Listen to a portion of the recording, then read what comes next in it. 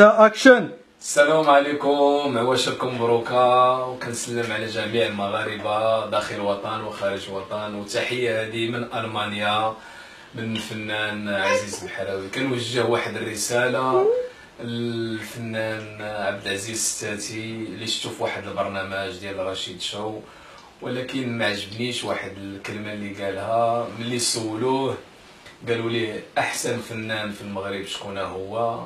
زعما انتظرتو غادي يقول نتسناو الجمهور هو اللي خصو يحكم ويقول احسن فنان، وبروده وقال ستاتي عبد العزيز، ستاتي عبد العزيز.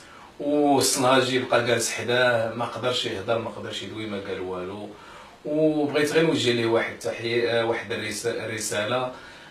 فينا هما هاد الفنانين اللي تعلمتي منهم كميلود المغاري الله يرحمه، والناس اللي كانوا معاه بشعيب بيضاوي والماري شرقيبو.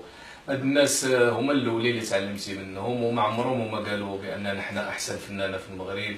وفينا هما الفنانه بحال مثلا حاجيب، بحال الداوديه، بحال الداودي، بحال الستاتيه، بحال عادل الميلودي، طاهور حتى هو، بحال بناني، بحال العسري، بحال احو الزار تا هو كيغني الشعبي، بحال ام كيل، بحال فايف ستار، بحال تاكادا اللي كيغنيو التراث، وجميع المغنيين، وخديجه البيضاويه، وجميع المغنيين.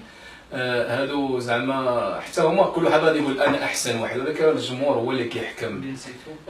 مهم كنوجه هذا الفيديو الى عجبكم الله يرحم الوالدين بارطاجيو، واللي ما عجبوش الراي ديالو مقبول، ورساله هذه مني، والسلام عليكم ورحمه الله.